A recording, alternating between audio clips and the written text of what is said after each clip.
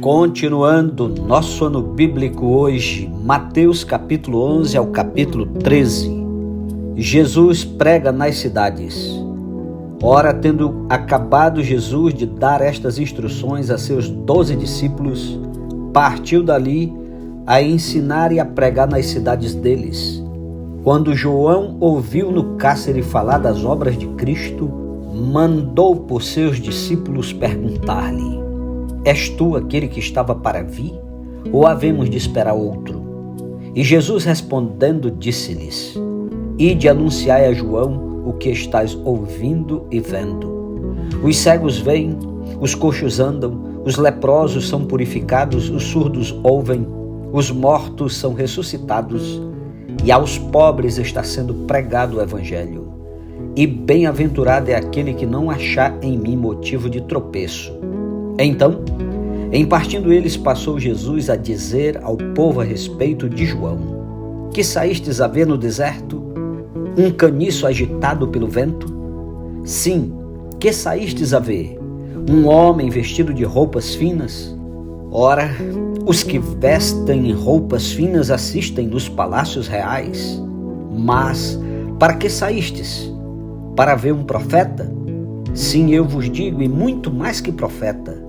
Este é de quem está escrito: Eis aí, eu envio diante da tua face o meu mensageiro, o qual preparará o teu caminho diante de ti. Em verdade vos digo, entre os nascidos de mulher, ninguém apareceu maior do que João Batista, mas o menor no reino dos céus é maior do que ele. Desde os dias de João Batista até agora, o reino dos céus é tomado por esforço, e os que se esforçam se apoderam dele. Porque todos os profetas e a lei profetizaram até João. E se o quereis reconhecer, ele mesmo é Elias que estava para vir. Quem tem ouvidos para ouvir, ouça. Mas a quem hei de comparar esta geração? É semelhante a meninos que, sentados nas praças, gritam aos companheiros: Nós vos tocamos flauta e não dançastes, entoamos lamentações e não pranteastes. Pois veio João, que não comia nem bebia, e dizem: Tem demônio. Veio o filho do homem, que come e bebe, e dizem: Eis aí um glutão e bebedor de vinho, amigo de publicanos e pecadores. Mas a sabedoria é justificada por suas obras. Passou então Jesus a increpar as cidades nas quais ele operara numerosos milagres, pelo fato de não se terem arrependido. Ai de ti, Corazim! Ai de ti, Betsaida! Porque se em Tiro e em Sidom se tivesse operado os milagres que em vós se fizeram, há muito que elas se teriam arrependido com pano de saco e cinza. E contudo vos digo, no dia do juízo haverá menos rigor para Tiro e Sidom do que para vós outras. E tu, Cafarnaum, elevar-te-ás porventura até ao céu? Descerás até ao inferno, porque se em Sodoma se tivessem operado os milagres que em ti se fizeram, teria ela permanecido até ao dia de hoje.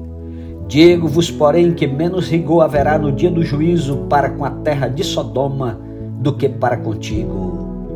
Por aquele tempo exclamou Jesus: Graças te dou, ó Pai, Senhor do céu e da terra, porque ocultaste estas coisas aos sábios e instruídos e as revelaste aos pequeninos. Sim, ó Pai, porque assim foi do teu agrado. Tudo me foi entregue por meu Pai. Ninguém conhece o Filho senão o Pai, e ninguém conhece o Pai senão o Filho e aquele a quem o Filho quiser revelar. Vinde a mim todos que estáis cansados e sobrecarregados, e eu vos aliviarei. Tomai sobre vós o meu jugo e aprendei de mim, porque sou manso e humilde de coração, e achareis descanso para a vossa alma, porque o meu jugo é suave e o meu fardo é leve. Capítulo 12. Jesus é Senhor do sábado. Por aquele tempo, em dia de sábado, passou Jesus pelas searas. Ora, estando seus discípulos com fome, entraram a colher espigas e a comer. Os fariseus, porém, vendo isso, disseram-lhe: Eis que os teus discípulos fazem o que não é lícito fazer em dia de sábado. Mas Jesus lhes disse: não lestes o que fez Davi quando ele e seus companheiros tiveram fome? Como entrou na casa de Deus e comeram os pães da proposição, os quais não lhes era lícito comer, nem a ele nem aos que com ele estavam, mas exclusivamente aos sacerdotes? Ou não lestes na lei que aos sábados os sacerdotes no templo violam o sábado e ficam sem culpa? Pois eu vos digo, aqui está quem é maior do que o templo.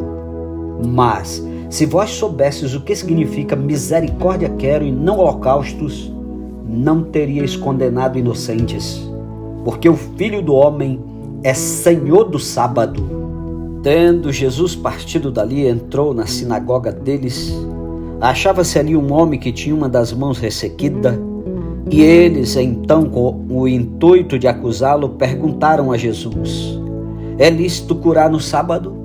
Ao que lhes respondeu: qual dentre vós será o homem que, tendo uma ovelha e num sábado esta cair numa cova, não fará todo o esforço tirando-a dali?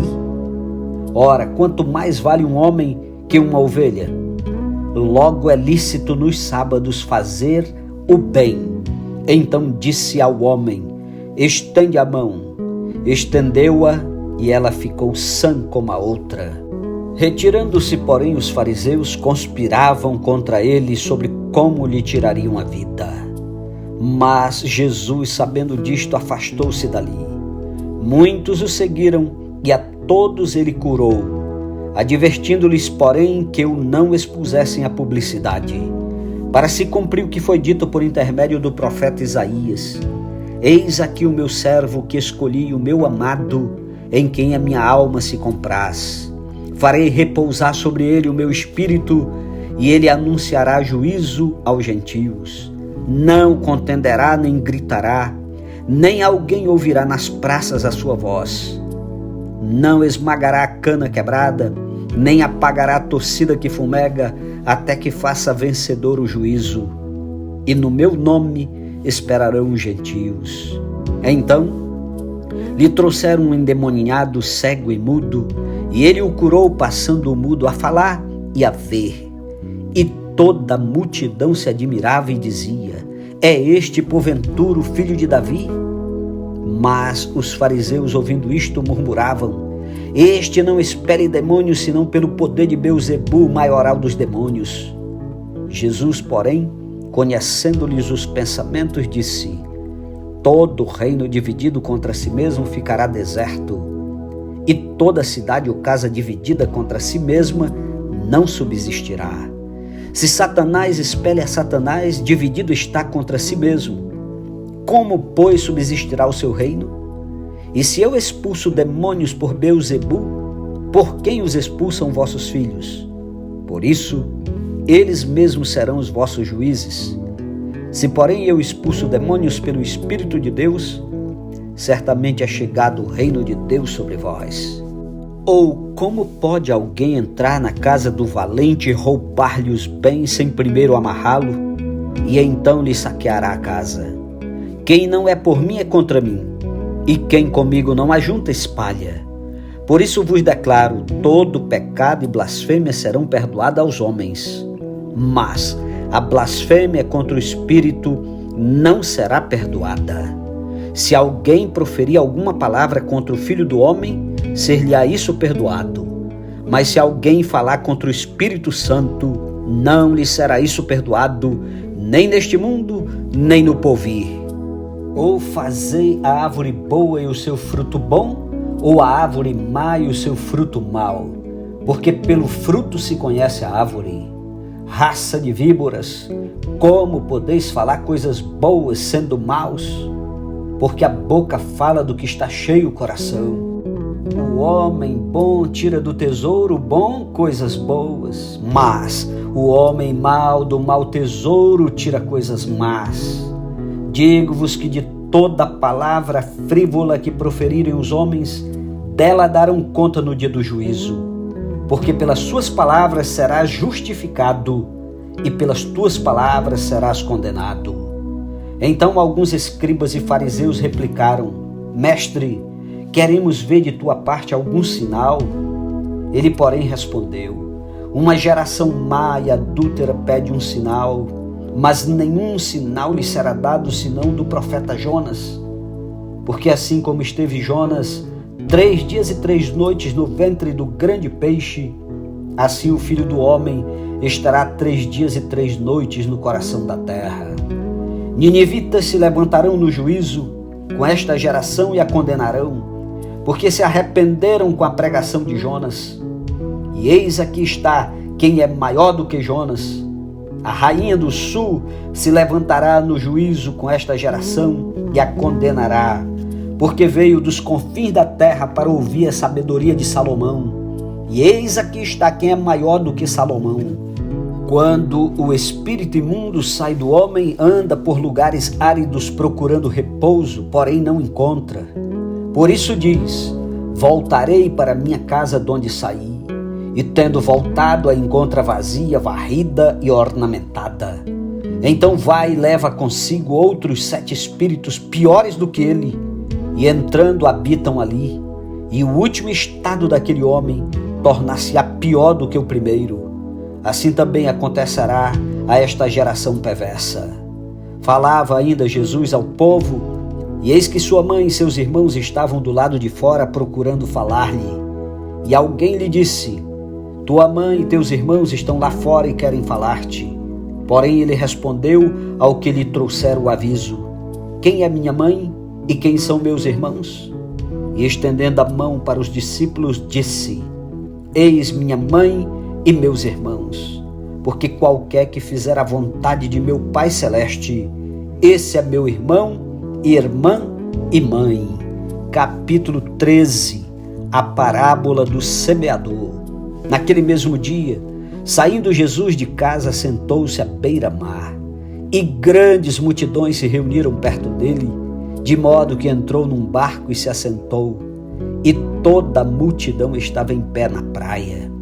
E de muitas coisas lhes falou por parábolas e dizia: eis que o semeador saiu a semear, e ao semear uma parte caiu à beira do caminho, e vindo as aves a comeram. Outra parte caiu em solo rochoso, onde a terra era pouca, e logo nasceu, visto não ser profunda a terra. Saindo, porém, o sol a queimou, e porque não tinha raiz, secou-se. Outra caiu entre os espinhos, e os espinhos cresceram e a sufocaram. Outra, enfim, caiu em boa terra, e deu fruto, a 100, a 60 e a 30 por um. Quem tem ouvidos para ouvir, ouça. A explicação da parábola. Então se aproximaram os discípulos e lhe perguntaram: por que lhes falas por parábolas? Ao que respondeu: porque a vós outros é dado conhecer os mistérios do reino dos céus, mas àqueles não lhes é isso concedido. Pois ao que tem se lhe dará, e terá em abundância, mas ao que não tem, até o que tem lhe será tirado. Por isso lhes falo por parábolas, porque vendo não veem, e ouvindo não ouvem, nem entendem, de sorte que nele se cumpre a profecia de Isaías: ouvireis com os ouvidos, e de nenhum modo entendereis, vereis com os olhos, e de nenhum modo percebereis, porque o coração deste povo está endurecido, de mau grado ouviram com os ouvidos e fecharam os olhos, para não suceder que vejam com os olhos, ouçam com os ouvidos e entendam com o coração, se convertam e sejam por mim curados. Bem-aventurados, porém, os vossos olhos, porque veem, e os vossos ouvidos, porque ouvem. Pois em verdade vos digo que muitos profetas e justos desejaram ver o que vedes e não viram, e ouvir o que ouvis e não ouviram. Atendei vós, pois, a parábola do semeador. A todos os que ouvem a palavra do reino e não a compreendem, vem o maligno e arrebata o que lhes foi semeado no coração. Este é o que foi semeado à beira do caminho. O que foi semeado em solo rochoso, esse é o que ouve a palavra e recebe logo com alegria, mas não tem raiz em si mesmo, sendo antes de pouca duração. Em lhe chegando a angústia ou a perseguição por causa da palavra, logo se escandaliza. O que foi semeado entre os espinhos é o que ouve a palavra. Porém, os cuidados do mundo e a fascinação das riquezas sufocam a palavra e fica infrutífera. Mas o que foi semeado em boa terra é o que ouve a palavra e a compreende. Este frutifica e produz a 100, a 60 e a 30 por um. A parábola do joio. Outra parábola lhes propôs dizendo: o reino dos céus é semelhante a um homem que semeou boa semente no seu campo. Mas enquanto os homens dormiam, veio o inimigo deles, semeou o joio no meio do trigo e retirou-se. E quando a erva cresceu e produziu fruto, apareceu também o joio. Então, vindo os servos do dono da casa, lhe disseram: Senhor, não semeaste boa semente no teu campo? De onde vem, pois, o joio?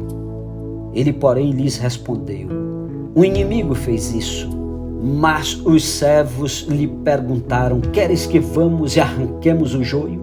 Não, respondeu ele, para que ao separar o joio, não arranqueis também com ele o trigo. Deixai-os crescer juntos até a colheita, e no tempo da colheita direi aos ceifeiros: ajuntai primeiro o joio, atai-o em feixes para ser queimado, mas o trigo recolhei-o no meu celeiro.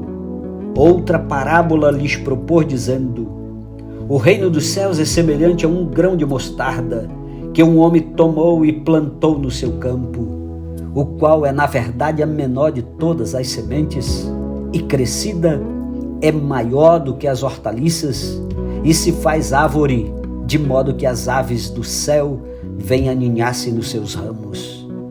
Disse-lhes outra parábola: o reino dos céus é semelhante ao fermento que uma mulher tomou e escondeu em 3 medidas de farinha até ficar tudo levedado.